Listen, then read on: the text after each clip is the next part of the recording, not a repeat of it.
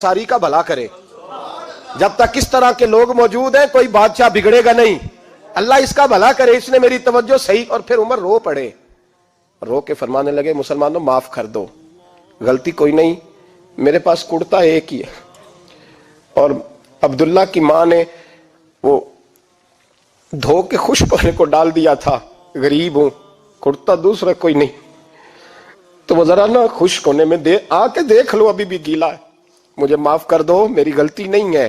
सहाबा दर्द के साथ रोने लगे और कहने लगे, अल्लाह इस तरह के हुक्मरान हमेशा अता करता रहे। मेरे भाई तो इंसाफ का रंग तो दे, इन तकाज़ों को समझना। यहां किसी की जुर्रत है बोल सके, ताकत है किसी की, लेकिन उन्होंने अपने आप को पेश किया, सामने पेश किया अपने आप लोगों के सामने।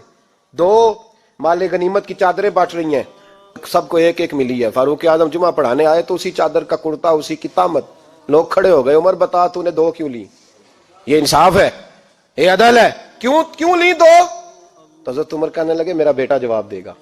अब्दुल्ला बिन उमर बोले, कहने लगे, अब्बा जी के कपड़े बड़े पुराने हो गए थे, मैंने अपने हिस्से की भी अपने अब्बा जी को दे दी है। देखे ना, ये इंसाफ मेरे नबी पाक ने किया है, सहाबा ने सीखा है। मैं और आप तैयार नहीं, हम तैयार नहीं इंसाफ के लिए, हमारा मिजाज नहीं इंसाफ का। हमें खुद बहुत सारा आगे पेश होकर रंग दिखाना पड़ेगा, उसके लिए हमारी तैयारी नहीं। इसलिए हम हुक्मरानों को गाली देके चुप कर जाते हैं, इसलिए हम वकीलों के कहते हैं बिकते बड़ा है, जज बिकते, ये बातें करके हम खामोश हैं। हम पेश नहीं कर पा रहे, अभी तक हम अपने आप को खड़ा नहीं कर पा रहे कि हमसे मुतालबा करो इंसाफ का, खड़ा नहीं। हजरत सैयदना अली अल मुर्तजा शेर खुदा रदी अल्लाह तआला अन्हु फरमाते हैं, बदर के लिए जब जा रहे थे तो सवारी एक थी, सवार तीन तीन थे, एक सवारी और सवार तीन तीन। फरमाते हैं नबी पाक सल्लल्लाहु अलैहि वसल्लम ने फरमाया, तीन तीन इकट्ठे ना बैठना, दो दो बैठे, सवारियों को तकलीफ होती है। कुर्बान जाऊं, कैसा रसूल दिया है जो जानवरों के हुकूक का भी ख्याल फरमाते हैं सल्लल्लाहु अलैहि वसल्लम। फरमाया दो दो बैठे। हजरत अली कहते हैं, पहले मैं और नबी पाक सल्लल्लाहु अलैहि वसल्लम बैठे और तीसरे हमारे साथ अबू दरदा रदी अल्लाह तआला अन्हु। फरमाते हैं जा रहे थे बदर के लिए, पहले मैं और हुजूर बैठे, फिर नबी पाक और अबू दरदा बैठे।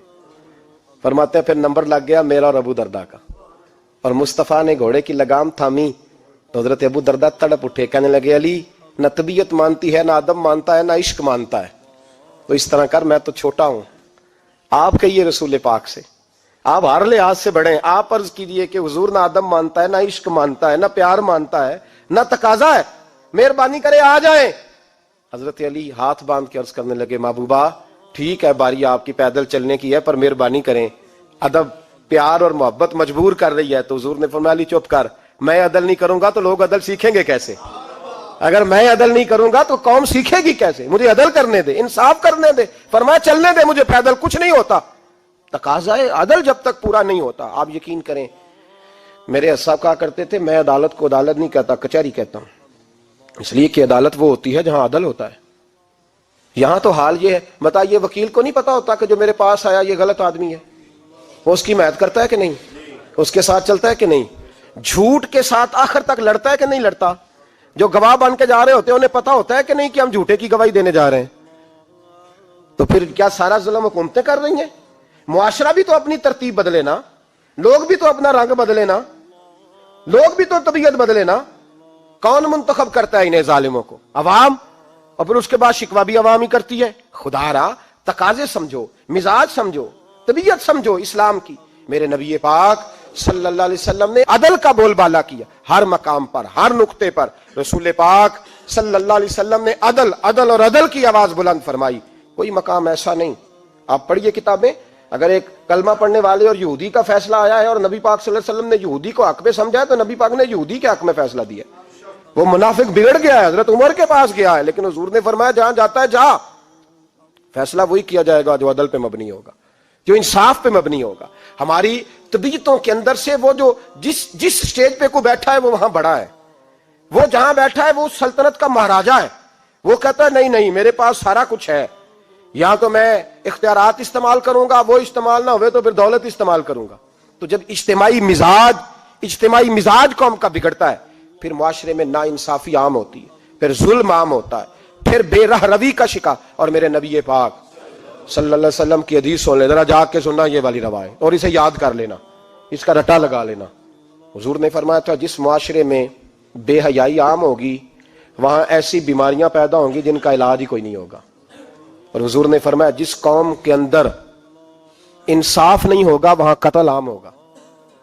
انصاف نہیں، جب تک مجرم کو سزا نہیں ملتی، جب تک مجرم کو سزا نہیں ملتی اتنی دیر تک لوگوں کے لیے وہ نشان عبرت نہیں بنتا، اتنی دیر تک لوگ باز نہیں آتے. یاد رکھیں جب انصاف ہوگا، عدل ہوگا، اور عدل کرنے والے جب عدل کریں گے اور انصاف کا دامن تھامیں گے. پہلی بات تو یہ ہے کہ ہم اپنے آپ سے ورا کریں بہت ساری چیزوں کو. ہم دیکھتے ہیں حکومت نے چھوٹی چھوٹی کمیٹیاں بنا دی ہیں مصالحتی کمیٹیوں کے لیے، بین المذاہب کمیٹیاں، بڑا کچھ بن گیا ہے، لیکن لوگ گروہ بندی کا شکار ہیں، گروہی تعصبات ہیں. دیکھتے ہیں کہ ہمارا ووٹ کس طرف ہے، ہمارا مزاج کس طرف ہے، اس رنگ میں ملت کا اجتماعی نقصان ہو جائے، شرازہ بکھر جائے. اور میں شروع میں کہہ چکا ہوں، امام حسن فرمایا کرتے تھے اگر غریب پر ظلم نہ روکا جائے گا تو وہ ظلم امیر کے دروازے تک بھی جائے گا. ایک وقت آئے گا کہ امیروں کے ساتھ بھی زیادتیاں ہونے لگیں، اس لیے کہ جب ظلم ہوتا ہے تو اس کی آگ بھی پورے معاشرے کو لپیٹ میں لیتی ہے، اور جب انصاف ہوتا ہے تو اس کی برکتیں بھی سارے معاشرے کو فائدہ دیتی ہیں. عدل انصاف ضروری امر ہے. حضرت عمر فاروق رضی اللہ تعالیٰ عنہ جناب زید بن ثابت رضی اللہ تعالیٰ عنہ کو خود قاضی بنایا تھا. حضرت زید بن ثابت کو قاضی خود بنایا، خود تعینات کیا. حضرت ابی بن کعب رضی اللہ تعالیٰ عنہ نے نا حضرت عمر پر مقدمہ کر دیا حضرت زید بن ثابت کی حکومت میں، خود حضرت عمر پر. جناب عمر جب پہنچے نا وہاں سب لوگ بیٹھے رہے. ایک شخص کہنے لگا تم اپنے امیر کے لیے کھڑے نہیں ہوئے، تو حضرت زید بن ثابت کہنے لگے چپ کر جا، ان پر مقدمہ ہے، وہ حساب دینے آئے ہیں، امیر المومنین بن کے نہیں آئے. سامنے کھڑا کیا تو گفتگو کے دوران کوئی ایسا موقع آیا کہ حضرت عمر کو قسم دینی پڑی. تو حضرت زید بن ثابت حضرت ابی بن کعب سے کہنے لگے یار لحاظ کر، وہ فاروق اعظم ہے، امیر المومنین ہے ہمارے، اور تو ان سے قسم کا مطالبہ کر رہا ہے. حضرت سیدنا فاروق اعظم کی طرفداری میں بات کی نا تو حضرت سیدنا عمر فرمانے لگے زید اس مقدمے کا فیصلہ کر لو اور اس کے بعد میں تمہیں معزول کر دوں گا، تم تو اہلیت ہی نہیں رکھتے. حضور کیا ہوا؟ فرمایا تم نے میری طرفداری کیوں کی، تم نے مجھے امیر المومنین کیوں کہا، تم نے کیوں میرے حق میں بات کی؟ اگر میں اور تو اس طرح کرنے لگیں گے تو امت کو عدل کون دے گا؟ اگر میرا اور تیرا یہ رنگ ہو جائے گا کیوں تو نے مجھے امیر المومنین کہا؟ اس وقت میں اپنی صفائی دینے آیا ہوں، عمر بن خطاب سے زیادہ میرا کوئی تعارف نہیں ہونا چاہیے، کیوں تم نے یہ لفظ کہے؟ اور فرمایا اگر مجھ پر قسم آئے گی اور جو میرے اوپر لاگو ہوگا مجھے وہ کام کرنے کا تمہیں حکم کرنا چاہیے تھا. یہاں تو حال ہی کوئی نہیں، مزاج ہی کوئی نہیں.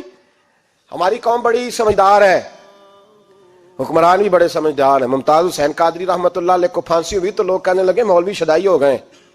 فیصلہ تھا عدالت کا تو ماننا چاہیے تھا. ایک فیصلہ ایک پیپلز پارٹی کے سابقہ صدر کے بارے میں بھی عدالت نے دیا تھا، اور پھر آپ کی پارلیمنٹ نے اس فیصلے کو کنڈم کیا، مذمت کی، اور اٹھ کے کہا گیا کہ ہم مذمت کرتے ہیں، فیصلہ غلط تھا. جب حضرت ممتاز قادری کے حق میں فیصلہ آئے تو اس وقت لوگ بولتے ہیں، کہتے ہیں دیکھو جناب عدالت کا فیصلہ ہے اور مولوی کہہ رہے پھانسی نہ دو. اور جب ایک شخص پر، ایک عام آدمی پر فیصلہ آئے اور بڑی عدالت کرے اور وہ چوکوں چوراہوں میں کھڑا ہو کے کہے کہ ہم اس فیصلے کو نہیں مانتے، پھر کوئی آدمی نہیں بولتا. پھر کسی جگہ ہم نے کہا تھا بچ جا، تو رسول اللہ صلی اللہ علیہ وسلم کی ناموس والوں کا لحاظ کر، اللہ رسول تیرا خیال فرمائیں گے. لیکن یہاں عدل اور انصاف کے تقاضے بڑے عجیب ہیں. غریب کے حق میں فیصلہ اور ہے اور امیر کے حق میں فیصلہ اور ہے. چودھری صاحب پہ درخواست آ جائے تو ایس ایچ او صاحب ٹیلی فون کرتے ہیں، چودھری صاحب درخواست آئیے تو کی کرنا جے، کی کرنا تو اپلیکیشن آئیے لینی ہے کہ نہیں. اور اگر غریب آدمی بیچارہ ریڑھی والا 4 بیٹیوں کا باپ ہے اور نہ وہ گدھا گاڑی پہ بیچتا ہے فروٹ، تو غلط کراسنگ کی وجہ سے مقدمہ ہو گیا ہے، تو چودھری کو ساتھ لے کے وہ گیا ہے، چونکہ 4 بیٹیاں نا اور کل اس کی ملکیت وہی 5000 تھا جس کا اس نے فروٹ خریدا تھا. چودھری بھی کرسی پہ، ایس ایچ او بھی کرسی پہ، اور غریب آدمی زمین پہ بیٹھا ہے، اور ایک ایک زبان سے 32 گالیاں اسے دی جا رہی ہیں.